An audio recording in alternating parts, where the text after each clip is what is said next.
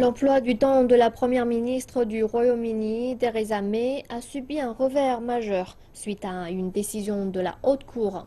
3 juges ont déclaré jeudi qu'il était illégal pour le gouvernement du Royaume-Uni de s'entretenir sur des discussions de Brexit avec l'Union européenne sans l'accord du Parlement. La décision des 3 plus importants juges britanniques défend la souveraineté du Parlement. En effet, c'est le Parlement qui a donné l'autorité au Royaume-Uni d'entrer dans l'Union européenne et c'est le Parlement qui a défait cette législation. C'est une question de procédure, pas de politique, a déclaré la principale opposante à l'affaire. Gina Miller est une gestionnaire d'investissement. Elle est à la tête de People's Challenge, soit le défi du peuple en français.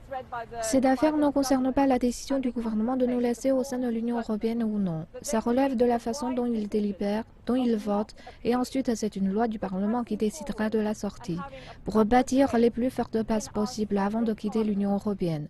Ce n'est pas une décision du gouvernement de quitter l'Union européenne ou non. Le gouvernement l'a rendu facile. C'est une affaire de procédure, pas de politique.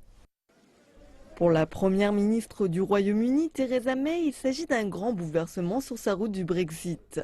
Elle a insisté lors du référendum d'été dans le fait que si le pays votait la sortie de l'Union européenne, cela lui octroyait le pouvoir de contourner le Parlement. Au Parlement, l'un des 3 ministres du gouvernement du Brexit a déclaré qu'il y aura un appel à la Cour suprême britannique. Le gouvernement est déçu par la décision de la Haute Cour. Le gouvernement est déterminé à respecter les résultats du référendum. Ce jugement soulève l'importance et les questions complexes de la loi et c'est un droit que nous considérons attentivement avant de décider de la procédure à effectuer. Dans le quartier financier du pays, la City, les traders saluent la décision et la valeur de la livre sterling a augmenté. Aucun commentaire de la part de la Commission européenne à Bruxelles. La Haute Cour n'a pas instruit le gouvernement du Royaume-Uni sur les actions à prendre ni spécifié sous quelle forme un vote du Brexit parlementaire aura lieu.